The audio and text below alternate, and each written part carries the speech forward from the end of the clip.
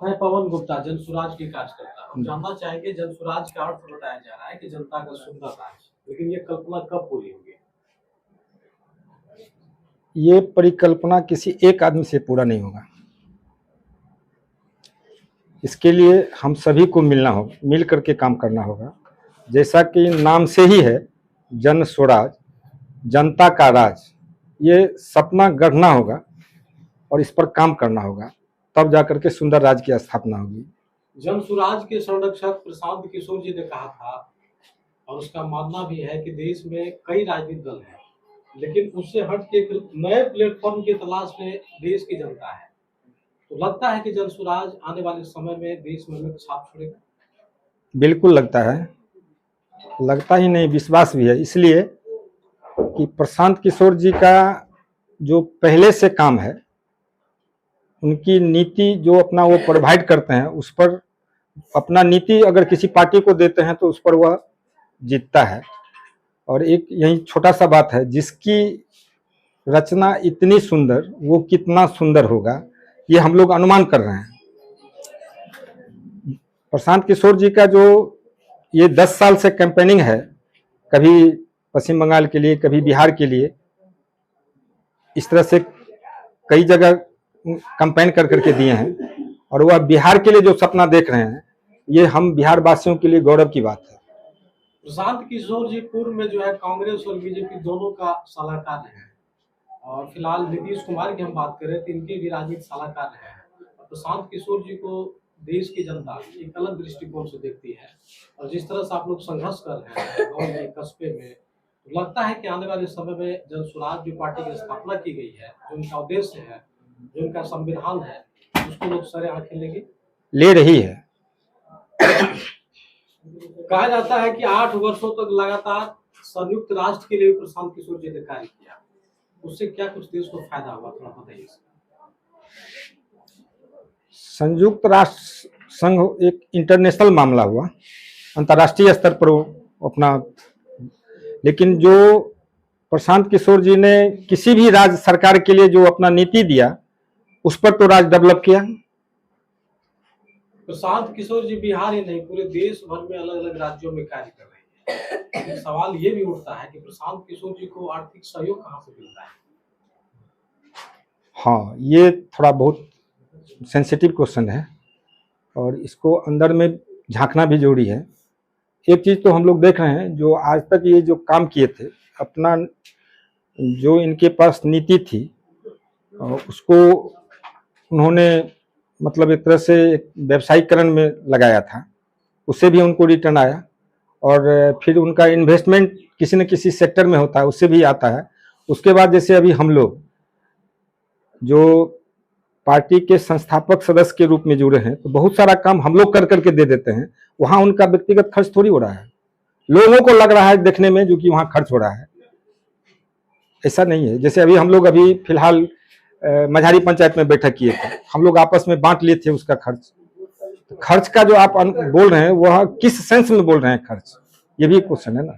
जनसुराज के जो संरक्षक हैं प्रशांत किशोर जी, अभी बिहार भर में कई जिले में उन्होंने दौरा भी किया है, लोगों के बीच जा रहे हैं, अधिक संख्या में लोग इनसे जुड़ रहे हैं, युवाओं में काफी क्रेज देखा जा रहा है, लेकिन इनका लाभ कितना मिल रहा है प्रशांत किशोर जी को?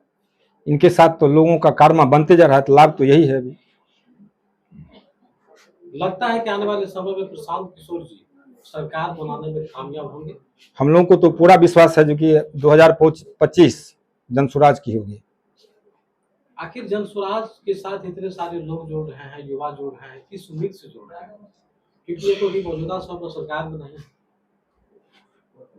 इनका जो नीति है युवाओं के लिए, बेरोजगारी पर, और जो भ्रष्टाचार का जो मुद्दा है, 3-4 तरह का ऐसा फैक्टर है जिन पर इन्होंने स्पष्ट अपना पदयात्रा के दौरान वक्तव्य देते हैं, उस पर लोग भरोसा कर करके चल रहे हैं। सर, राजनीति आपको विरासत में मिली है, बहुत से पार्टी है, उसमें आप नहीं गए, जनसुराज में आने का क्या कारण रहा? पार्टी में तो कई पार्टी में गए हम। जिस टाइम में जनता दल का गठन हुआ था, उस टाइम में भी हम लोगों को लगा था जो कि ये सरकार, आने वाली सरकार जो जेपी के आंदोलन से उभर करके आई है, तो शिक्षा पर, बेरोजगारी पर, युवा पर, नारी सशक्तिकरण पर काम करेगा, लेकिन ऐसा हुआ नहीं। तो मोह तो इसी तरह भंग होता गया। आजाद हिंद फौज का गठन जो हुआ था सुभाष चंद्र बोस के द्वारा, सुने हैं वो गठन में आपके जो बड़े पापा 20 किलो गोल्ड दान किए थे, क्या लगभग सही बात है?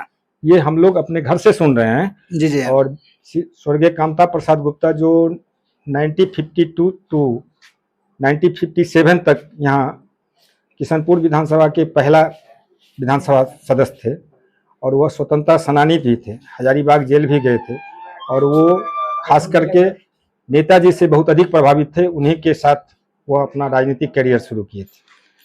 आप मुखिया बनकर के सेवा कर चुके हैं, पंचायत समिति बनकर के आपके परिवार के लोग सेवा कर चुके हैं, फिलहाल में आप कोई पद पे क्यों नहीं है? पिछला चुनाव हम हार गए थे। क्या कारण रही होगी? जातीय समीकरण। अच्छा, फिलहाल आप जो जुड़े हुए हैं जन स्वराज पार्टी से, क्या उम्मीद और आशाएं लेकर के जुड़े हैं? नहीं, मेरा व्यक्तिगत कोई आशा और उम्मीद नहीं है। ये मेरा जो भी है वह सामाजिक सोच है, समाज के लिए है, आज के नई पीढ़ियों के लिए है। मेरा व्यक्तिगत ऐसा कोई सोच नहीं है। सर, विगत हम लोग को जानकारी मिला कि आप भारतीय जनता पार्टी और राष्ट्रीय जनता दल पार्टी से भी जुड़े हुए, उन दोनों पार्टी को छोड़ने का वजह क्या हुआ? सबसे पहले हम लोग जब राष्ट्रीय जनता दल ज्वाइन किए, जी जी। हम लोगों को लगा जो गरीबों को न्यूनतम जो समाज में जीरो से शुरू होते हैं, अंतिम पंक्ति में, उनको आवाज, उनको स्वतंत्रता मिली है, और उस टाइम में मिला भी था। सरकारी जो दबदबा था वह खत्म भी हुआ, लेकिन उसका दुष्परिणाम हुआ जो कि वह धीरे धीरे एक किसी खास जाति वर्ग के अधीन वह पार्टी हो गई। तो जन स्वराज की जो एक बड़ी पार्टी है, तो उसमें अभी किस पद पे आपको कार्य दिया गया हम है? एक समान कार्यकर्ता के रूप में है यहाँ। सर क्या लगता है, मतलब आगे जो चुनाव होगी 2025 में विधानसभा की चुनाव, उसमें जन स्वराज की पार्टी जो है आप पे विश्वास करके आपको विधायक का टिकट दे सकती है क्या? ये तो पार्टी को सोचना है।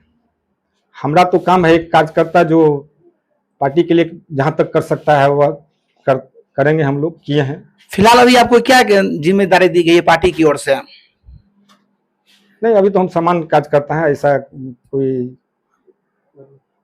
बड़ी जिम्मेदारी अभी हमको नहीं दिया गया, लेकिन जो भी जिम्मेदारी दी जाएगी उसको ईमानदारी से हम निर्वहन करेंगे। जिस पार्टी से आप जुड़े हुए जन स्वराज पार्टी से, सबसे पहले जन स्वराज का अर्थ क्या होता है? हम तो बताए अभी, एक जनता के द्वारा स्थापित एक सुंदर राज, स्वयं का राज, जन स्वराज। क्या एक प्रशांत किशोर जी के द्वारा जो पैदल यात्रा किया जा रहा है, इस यात्रा से कितने फायदे मिल रहा है प्रशांत किशोर जी? ये पद यात्रा से कम इनको ग्रामीण स्थिति का जो वास्तविकता है वो, उससे तो वो रूबरू हो रहे हैं, और स्थानीय लोगों को भी लग रहा है जो कि हमारे लिए कोई खेवन आने वाला है, जो हम लोगों के बीच से, हम लोगों की दुख को नजदीक से देख करके आगे बढ़ेंगे। एक चीज और जानना चाहेंगे सर कि वर्तमान परिप्रेक्ष्य में केंद्र में एनडीए की सरकार है, भाजपा की सरकार है, और आए दिन प्रशांत किशोर कई मीडिया हाउस को जब संबोधित कर रहे थे तो उसमें देखा गया कि भारतीय जनता पार्टी से एक अलग लगाव भी रखते हैं प्रशांत किशोर जी। तो लगता है कि आने वाले समय में बीजेपी के साथ गठबंधन करके जन स्वराज जो है चुनाव लड़ने का कार्य करेगी? नहीं, ये कोई जोड़ी नहीं है। तो फिर अकेले बिना गठबंधन का जन स्वराज कैसे? नहीं, अभी यह केंद्रीय लेवल के लिए तो सोच ही नहीं रहे हैं हम लोग अभी, या तो फिर राज्य स्तर पर भी आप मजबूत नहीं है? हाँ, राज्य स्तर पर हम लोग का सोच है अभी। तो बिहार में क्या कुछ तैयारियां चल रही है? 2025 का आगामी विधानसभा का चुनाव होना है, तो क्या जन स्वराज पार्टी चुनाव लड़ेगी विधानसभा? बिल्कुल लड़ेगी।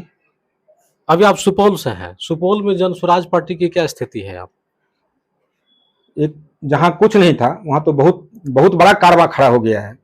हालांकि जन स्वराज के जो संरक्षक हैं प्रशांत किशोर जी अलग अलग कई राज्यों में, जिला में गए हैं, लेकिन सुपौल में कई ऐसे सुदूर इलाके हैं जहां वो नहीं पहुंच पाए, नहीं आए हैं, लेकिन उनका प्रोग्राम होगा सुपौल में। अच्छा, आपसे अगर हम जानना चाहें कि जन स्वराज और प्रशांत किशोर जी में ऐसा क्या कुछ आपने देखा इस दल को ज्वाइन किए, तो बस उनका नीति को हमने देखा। लेकिन हमारे देश में, बिहार में तो ऐसे सैकड़ों पार्टियां हैं, ऐसे सैकड़ों चेहरे हैं, नेता हैं जो बिहार के लिए सोचते हैं, बिहार के भविष्य के लिए सोचते हैं। कुछ लोगों का वर्तमान नीति होता है कि जनता के बीच में जाएं, किसी तरह वोट लें, और यहाँ जन स्वराज प्रशांत किशोर के साथ ऐसा नहीं है। तो विधानसभा चुनाव में तैयारी आप लोग कर रहे हैं? पूरा जोर शोर से कर रहे हैं। हम लोग तो नए वोटर को और पुराने वोटर के साथ मिल बैठ करके जब भी चर्चा करते हैं तो ये सब लोग जन स्वराज के प्रति उत्साहित है। पवन गुप्ता भी सुपौल जिले के जाने माने नामी चेहरे हैं। इससे पूर्व में आप पंचायत का प्रतिनिधित्व किए हैं और वर्तमान में जन स्वराज पार्टी का प्रतिनिधित्व कर रहे हैं सुपौल से। तो क्या हम उम्मीद करें कि आप आने वाले समय में किसी विधानसभा से चुनाव लड़िएगा? ये तो हर कोई चाहता है, चाहना कोई बहुत बड़ा बात नहीं है, लेकिन उसके लिए कुछ काम भी करना पड़ता है। उसके लिए पार्टी का विश्वास भी, जनता का विश्वास भी जरूरी है। जाते जाते बिहार वासियों को क्या संदेश देना चाहेंगे अपने पार्टी की ओर से? हम तमाम बिहार वासियों को कहेंगे जो कि एक बार आप सबों पर विश्वास किया और इस बार आप जन स्वराज पर विश्वास करके जन स्वराज के साथ जुड़िए और बिहार में जन स्वराज का स्थापना कीजिए। आप दीजिए। मेरा नाम हुआ पवन कुमार गुप्ता सहारा। फिलहाल हम निर्मली में रह रहे हैं और निर्मली अखिल भारतीय कमलापुरी वैश्य महासभा का प्रदेश अध्यक्ष भी हैं। प्रशांत कुमार। आप नौजवान हैं, जी। क्या सोच के जन स्वराज पार्टी में आप आए? क्या अच्छा लगा प्रशांत किशोर जी से, क्यों इतने प्रभावित हैं आप लोग? अच्छा काम करते हैं, अच्छा काम उनकी करते नीति हैं। पे चाहते हैं कि हम लोग भी कुछ आगे का जो भी रणनीति उनका होगा उसके साथ हम भी मिले काम करें। आने वाले समय में युवाओं को फायदा मिलेगा बहुत प्रशांत अच्छा किशोर जी फायदा को? मिला 100%।